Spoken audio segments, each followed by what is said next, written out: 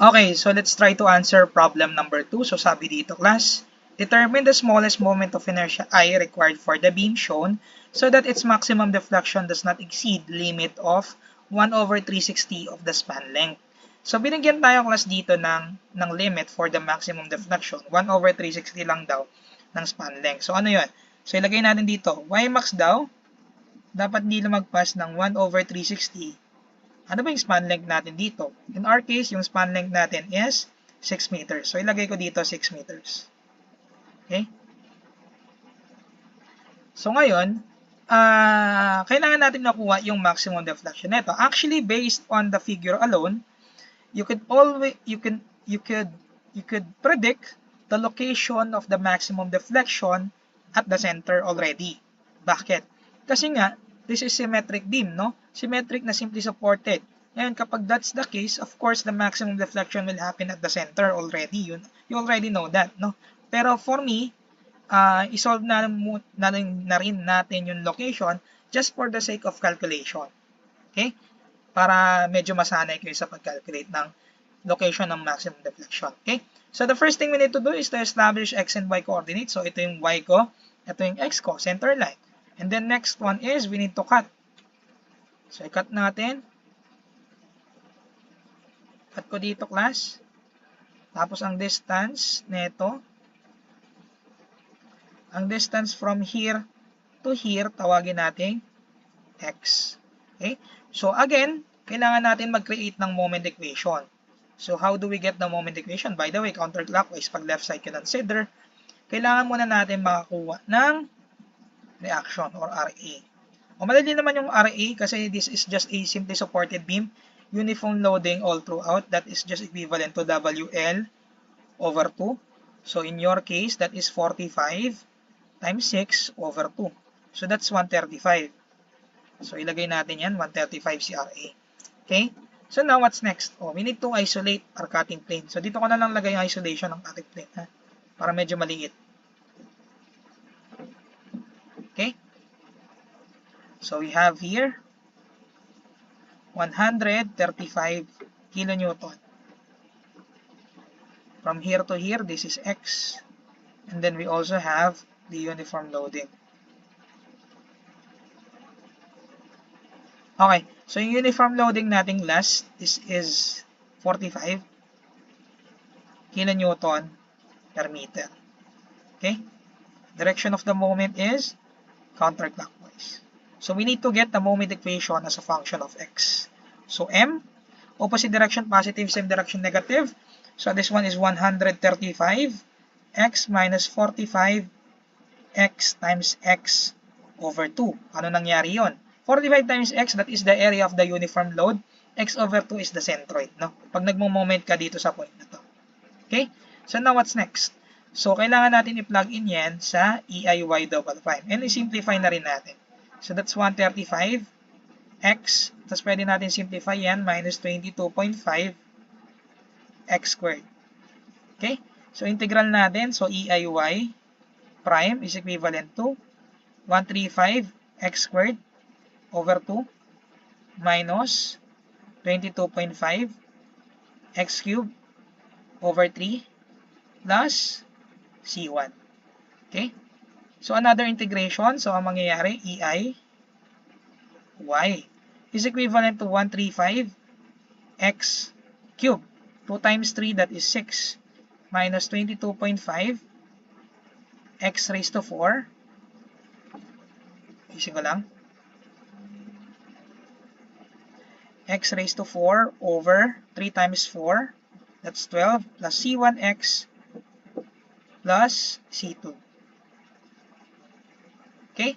So we need to get the boundary condition. We need to get the value of C1 and C2 using boundary condition. So paano yun? So just like what we did on our first example, so kailangan natin makarating sa pin tsaka sa roller. That is x is equals to 0 tsaka x is equals to 6. So paano yun? So ngayon class, ilagay natin when x is equals to 0, our deflection is 0. Nandun tayo sa pin. Nandito. Okay? So, if that's the case, lagay natin dito, 0. Ito yung kinukuha ko, ha? Is equivalent to 135. 0 cube over 6 minus 22.5, 0, 4, 12, plus C1, 0 plus C2. And if you notice, this will become 0, 0, 0. So yung C2 natin plus is just equivalent to 0. Okay? So let's try another one. Boundary condition. Ang sabi ko kanina, if x is equals to 6, yung y natin is also 0. Nasaan ka niyan? Pag x is equals to 6, nandito ka sa roller. Okay? So pag nagala sa roller ka, wala kang deflection. So plug in natin. So ano mangyayari? So 0 is equivalent to 135, 6 cube over 6 minus 22.5, 6 raised to 4 over 12 plus C1 times 6. Hindi ko nalalagay si C2 kasi wala namang value.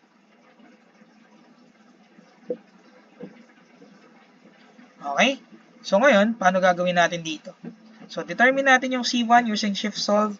Ilan kaya yan? Calculate ko lang.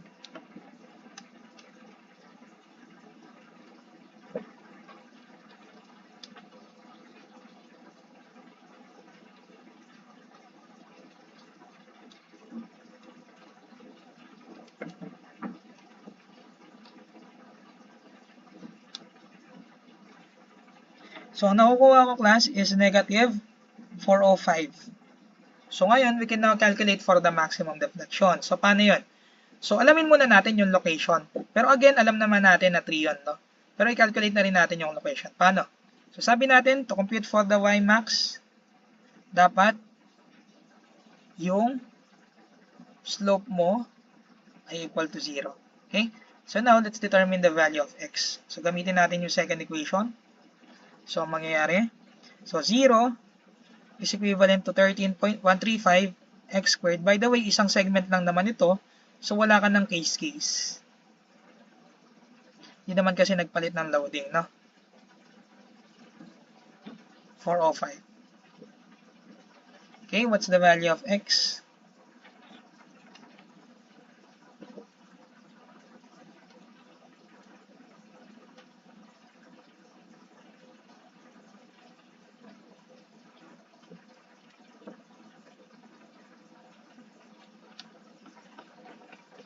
Ang value of x natin is, tama naman, na 3. Okay? So ngayon, pwede natin i-plug in yan to determine the value of the maximum deflection. So EI y max is equivalent to, kuhanin natin to, 135, 3, cube, 6, 22.5, 3, 4, 12, minus 405, times 3. So, ilan kaya yung y max natin?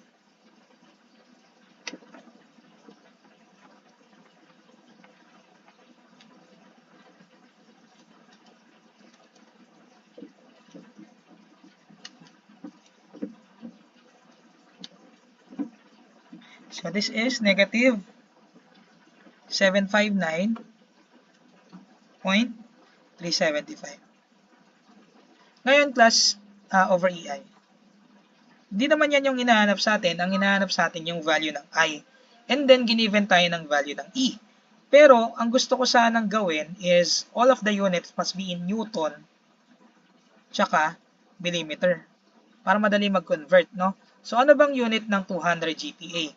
So, class yung E na 200 GPa or yung 200 gigapascal is 200 kilonewton per millimeter squared. So, I want to convert this into Newton, yung kilonewton niya. So, ang gagawin natin, i-multiply lang natin ng 1,000. So, ang value pala ng E is 200,000 Newton millimeter squared. And by the way, class in Newton millimeter squared, that is in megapascal. Okay? So, pwede natin convert to into 100,000 Newton per millimeter squared. So, ngayon, pwede na natin i-substitute yan to our y max na limitation, which is naka-meters, no? Kailangan pa natin i-convert. So, paano yan? So, that is 1 over 360. So, that is 6,000 millimeter over 360 Ayan, class, tanggalin ko na yung negative sign. Negative sign is just an indication that the deflection is downward, no? So, ito, 759.375. And then, over E, ano yung E? 200. 1, 2, 3 Newton millimeter squared. And then, multiply mo ng I. Okay? So, ngayon, hindi pa natin alam kung ano bang unit ng 759.375. So, let's try to derive or to find out. So, paano ba yan? So, di ba class, yung EIY double prime ay nanggaling sa moment equation.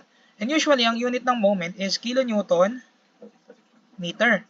So, ibig sabihin, if this is kilonewton meter, yung EIY double prime natin, which is the elastic curve equation, is also in kilonewton meter. And nag-i-integral tayo. Take note that we integrate the x value, which is the distance. So, kapag nag-integral tayo ng distance, madadagdagan ng exponent yung distance. So, ang value pala or ang unit pala ng slope mo, yung sa taas without dividing EI, is kilonewton meter squared. So, another integration will produce kilonewton meter cube. So, ibig sabihin pala, class, ang unit neto is kilonewton meter cube. Again, I want to convert everything into Newton tsaka millimeter. So, I need to multiply this by 1,000 raised to 4 to convert the kilonewton as well as the meter cube. So, ang magiging unit na yan, cancel na to, is Newton millimeter cube. So, ano mangyayari dyan, class? Ito, tsaka yung dalawa dito, o yung isa dito, magiging dalawa na lang to, ay makakancel.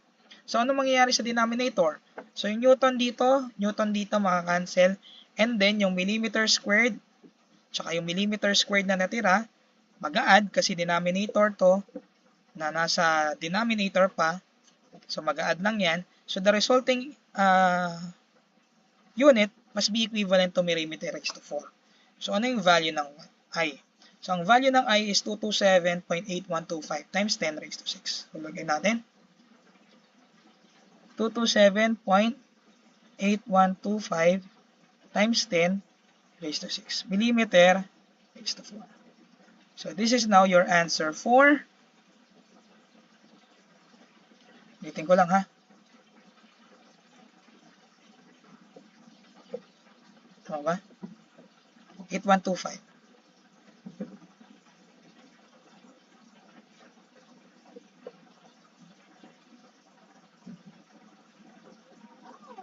Again, this is now your answer for problem number 2. Okay? Okay, dagdag ko lang class for problem number 2. Ito nga pala yung na-compute natin, no, yung maximum deflection. So, again, maximum deflection based on our calculation will happen 3 meters, no? Ayan, compute natin. So, kung 3 meters nangyayari yun, so ito yun. So, ngayon, paano mo malalaman kapag dyan mo ilalagay yung maximum deflection without computing anything, no? So, malalaman mo kapag nag-plot ka ng tangent line, so ito yung tangent line, no, yung kulay blue, kapag that is perfectly horizontal, ibig sabihin hindi ka na bumababa, hindi ka na umaakyat, yun na yung location mo for the maximum deflection. Again, if you want to draw the maximum deflection, dapat yung tangent line perfectly horizontal para wala siyang slope. Di ba kinumpute natin, dapat pag maximum deflection, walang slope. Okay? So that is our problem number 2, the elastic curve. Okay, so let's try to answer problem number 3. So sabi dito, calculate the following for the given beam, assume EI is constant. Pinapahanap is theta B, theta D, deflection sa D, deflection sa C, and then eventually maximum deflection. So ngayon class, ang ginawa ko na is nag-cut na ako sa last segment. So yung last segment in our beam is segment B to D kasi nawalan tayo ng nagkaroon tayo ng reaction dito sa point B. So yun yung magiging last segment natin. Ito. Okay? Kasi nagpalit between C to B. So, the next thing we need to do is, kapag magkatapos natin mag-cut, is to determine the value of the moment equation. And then, of course, like I said, based on the discussion earlier, ang sabi natin, hindi tayo makapag-create ng moment equation without computing for the value for the reaction na tatamaan. In our case, ilan ba yung natamaang reaction? So, that is 1, which is yung RB, and then 2, which is yung RA. So now, how do we determine those reactions, no? So pwede tayo mag-moment muna sa B. So anong mangyayari? So bali mangyayari is negative summation moment sa B equals 0 clockwise positive. So therefore this is RA multiplied by the distance, that is 5, and then ano pa? We also have the 15, so counterclockwise, so negative 15 times ilan yung distance nito, that's 5 times 2.5 yung centroid, and then minus 25 times the distance from point B, that's 2, and then plus 15, saan yan? Yung natira po dito, sa 15 times 2 times 1 equals 0. So what's the value for RA? Calco ko lang.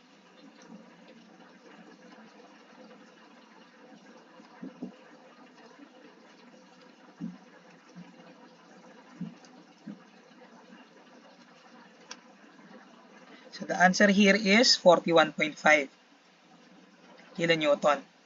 Okay? So now to determine the value of RB, so pwede tayo mag-moment sa A. So summation moment sa A equals 0 clockwise positive. So what will happen? So we have negative RB kasi counterclockwise yan. So negative RB times the distance, that's 5. Ano pa? We have 15 times 7 times 3.5 distance from point A, no? So plus 15, 7 times 3.5. Ano pa? And then we also have 25 times 3. So plus 5 times 3 equals 0.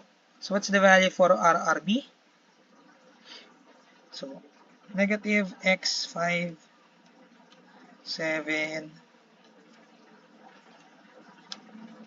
So ang nakukuha natin for RB class is 88.5 kilonewton. Ang sabi, dapat yung total reaction must be equivalent to the total loading to determine that the reaction is correct, no? So paano yan? So we have here 15 times 7, that's 105 plus 25. So ang total value natin for the forces is 140, tama ba? Ulit, 105 plus 25, 130. So kapag pinag-add natin dun dalawa, that is also equivalent to 130, so therefore our reaction is correct. After that, we need to cut and then isolate. O in-isolate ko na dito para mas mabilis tayong yung calculation natin. So dito tayo sa RA, so yung RA natin is 41.5 kilonewton, and then yung RB natin class, which is this one, is 88.5 kilonewton. Okay? So now, dahil nag-cut tayo, kinonsider natin yung left side, the direction of our moment is counterclockwise. Opposite direction to this direction must be positive, same direction negative. Okay?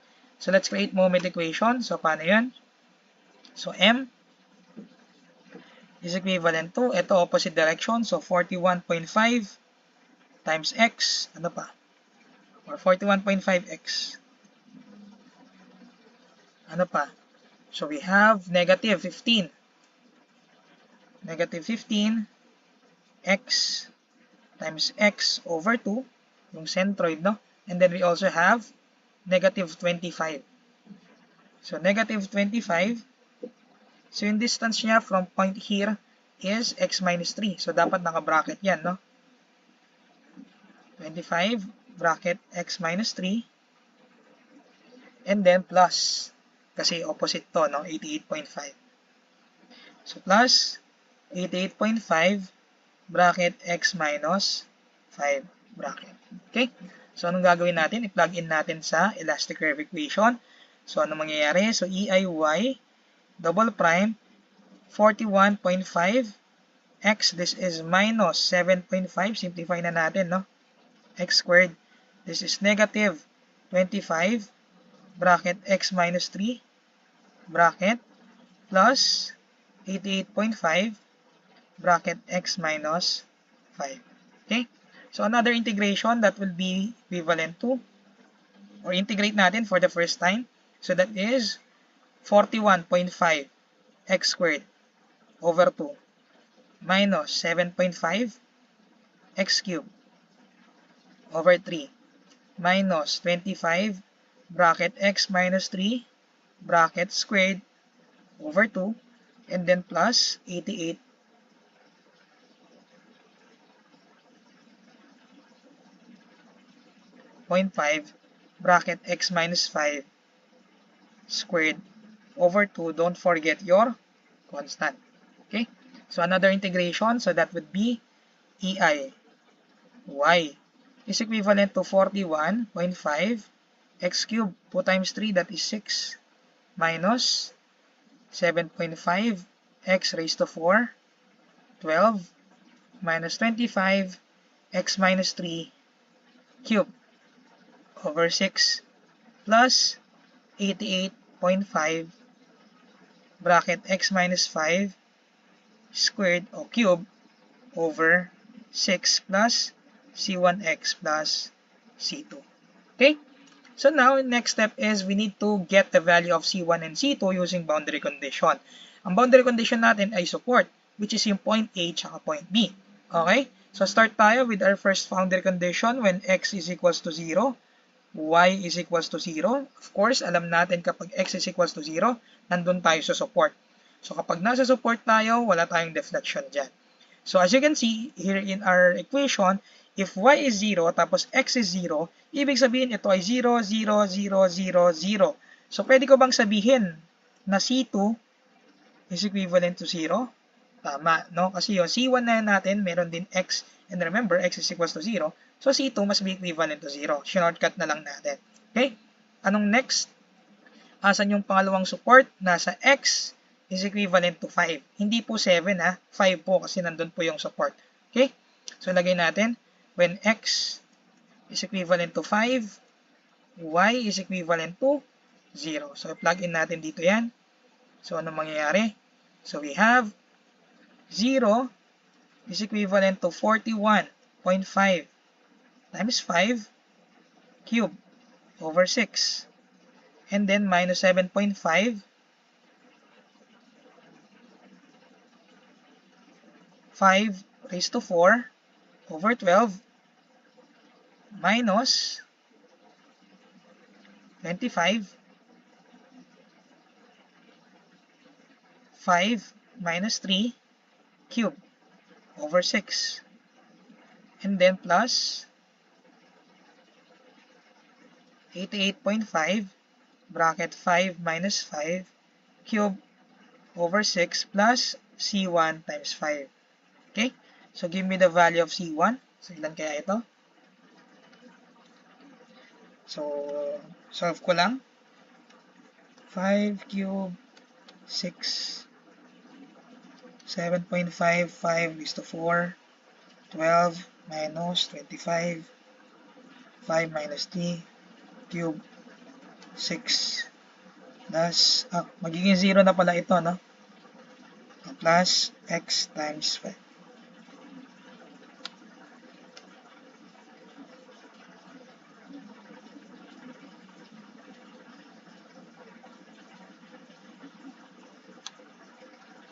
Okay? So, sinip solve ko, ang lumabas is negative 88.125. Okay? So, after that, we can now determine the unknowns here in our problem. So, hinahanap, number 1 is theta b. So, pag theta b ang hinahanap mo, siyempre sa point b ka, yung x value mo should be equivalent to 5. So, ilagay natin. So, dito na lang. For letter A, ang hinahanap is theta b. Ang x value should be equivalent to 5. So, kuhanin natin to. So, EI, theta b, is equivalent to 41.5. This is 5 squared over 2. Minus 7.5, 5 cubed over 3.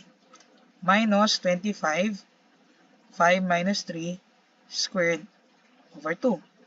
Plus 88.5, 5 minus 5 squared over 2. And then minus 88.125 as C1, no? So again, ito ay magiging 0. So ilan kaya yung value ng theta b natin? Let's try.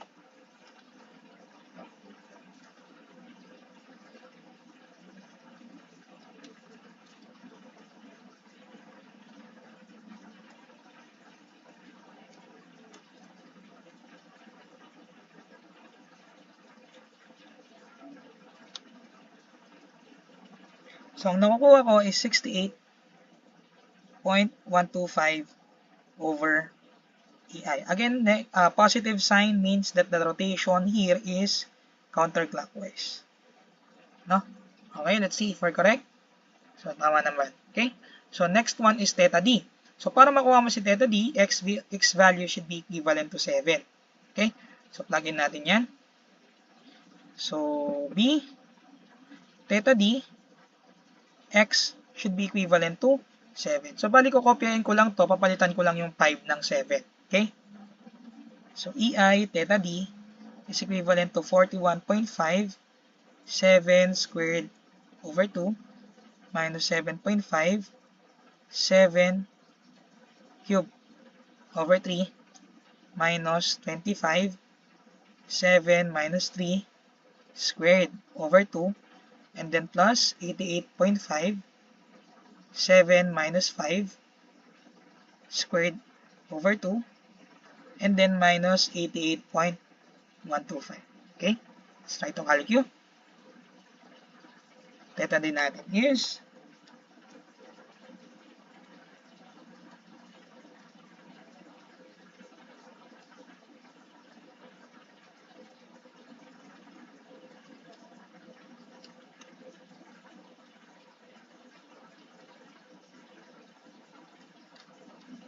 squared 2.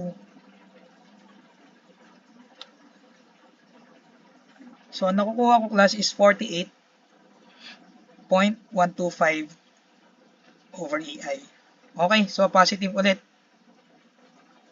So, it means that the rotation here is counterclockwise again. Let's see if we're correct. So, tama naman. Okay, so for letter C, ang hinahanap is deflection sa D. So, deflection sa D, of course, yung x natin is also equivalent to 7. So, dito ko na nalagay. So, C. To compute for YD, x value should be equivalent to 7. So, plug in natin dito sa equation na to. So, EI, YD is equivalent to 41.5, 7 cubed over 6, minus 7.5,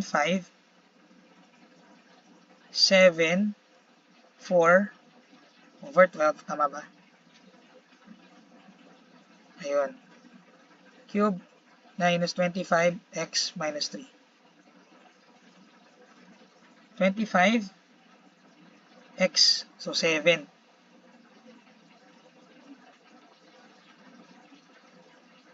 Cube over 6. And then plus 88.5, x, o 7, minus 5, cube over 6, minus 88.125 times 7. If I'm not mistaken, no? Tama ba? Tama naman, C1 is 88.125. Okay, tama na yan. So ngayon, compute natin for the value of YD. So, ilan kaya yan? Cube.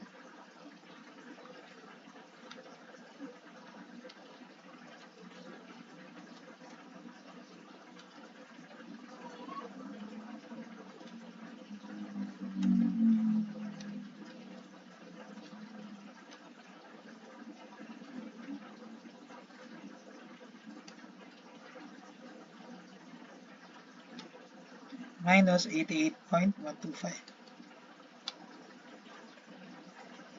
So, nakukuha ko last is 106.25 over EI.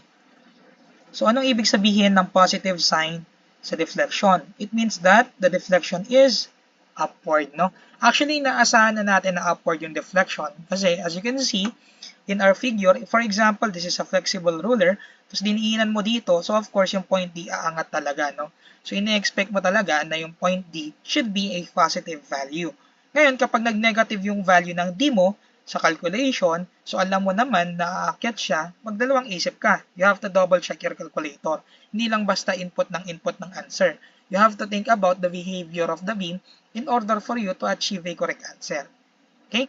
So that's for letter D. For letter E, we're finding out the value for the maximum deflection. How do you get the maximum deflection? So paano kaya yun? So for letter E, again, ang sabi natin, to compute for y max, anong sabi? Theta should be equivalent to 0. And ngayon, yung theta natin or yung location natin, class, should have different cases. How many cases do we have? Again, kung kailan nagpapalit ang loading. That is first case AC, second case CB, third case BD. So ngayon, unahin na natin sa first case. So dapat yung x value natin mag-o-occur or yung maximum deflection natin mag-o-occur, na-assume natin, no? From point A to point C.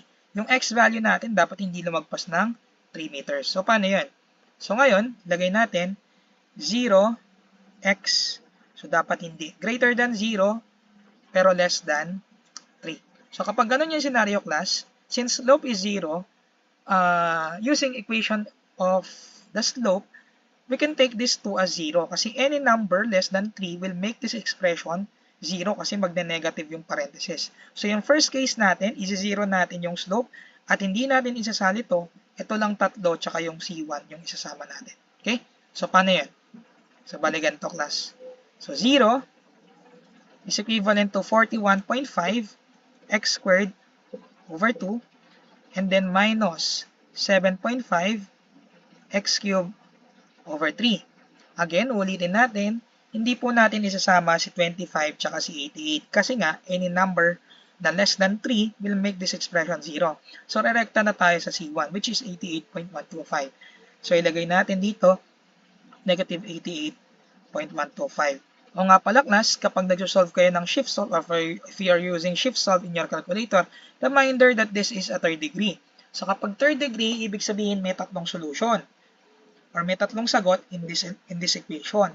So ang gagawin mo para hindi ka mamali, kapag nag-shift solve ka, ilagay mo na initial value ng x is dapat in between 0 to 3 para most probably your answer is within the range of your analysis, no? So try natin 0, 41.5 x squared over 2 minus 7.5 x cubed over 3 minus 88.125.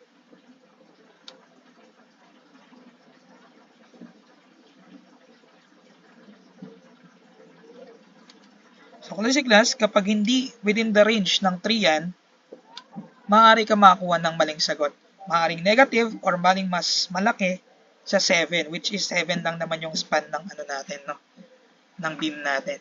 So ang lumalabas na sagot sa akin is 2.456 meters. Ngayon kung 2.456 yan, so tama ba yung sagot natin? Of course tama yan. That is less than 3 and greater than 0. So most probably that is correct. Ibig sabihin, class, nag-o-occur yung maximum deflection natin from point A to point C. If that's the case, you can now plug in this x value to get the value for the maximum deflection. Gagamitin natin ito. So paano yan? So EI, y max is equivalent to 41.5. Tapos plug in natin yung x, 2.456. This is cube over 6. And then minus 7.5, 2.456. This is cube over 3. Over 4. Cube tuloy. 4 pala ito, ha? 4 over 12. Ngayon, if you take a look at the value or the equation of the deflection, ang x kasi natin is 2.456. Ito magiging 0, class, kasi magiging negative yung nasa bracket. Ito magiging 0 din. So, hindi na natin lalagay yan. Ilalagay na lang natin si C1, which is 88.125. So, ilagay natin dito. Minus 88.125 and then multiply mo yan ng 2.456. So, anong value ng y max natin ngayon? So, that is 41.5, 2.456 cube.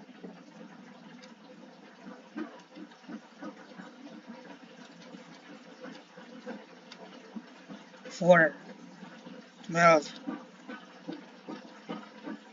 2.456. So, ang nakukuha ko na value is negative 136.70865. Okay? Over EI. Okay, so that is our answer. So let's see if we're correct.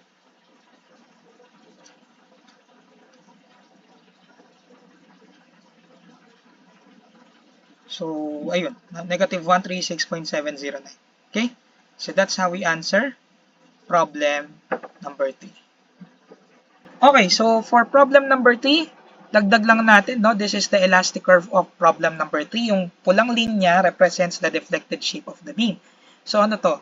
So first thing we did calculate is the value for the slope at point B. So that's positive. So kapag positive, ibig sabihin yung movement from the horizontal to the tangent line must be in counterclockwise direction. So tama ba? So ito yung point B mo. Pag naglagay tayo ng tangent line, yung black line is the tangent line. So yung horizontal to the tangent line is moving counterclockwise direction. So therefore, that is positive. Okay, tama. Okay, so ano pa yung na-solve natin? That's theta D. Tama ba? So theta D is also positive. So it means that the rotation ng horizontal line to the tangent line must be also in counterclockwise direction. So tama naman. Theta D. Ano pa na-compute natin? Deflection sa D. So yung deflection sa D is positive. So ito yon. So from here to here, this is YD. Okay? So ano pa? Deflection sa C. So yung deflection sa C is negative 128.25. So ito yung point C mo. So this is now your YC. And then lastly, the maximum deflection, which is negative 136.709. So yung maximum location natin ng deflection is 2.456. So that's less than 3. So ibig sabihin, somewhere here, ito yung maximum deflection mo. Y max. And baka magtaka kayo, bakit po ang laki nito compared to this one? Not to scale lang, hindi ko kasi madrawing ng maayos, no? So, ayun. Basta ito yung maximum deflection natin. Pag naglagay ka ng tangent line dyan, dapat perfectly horizontal. Okay? Walang angle. Ganyan. Okay? So, ayun. This is the elastic curve for problem number 3. Okay?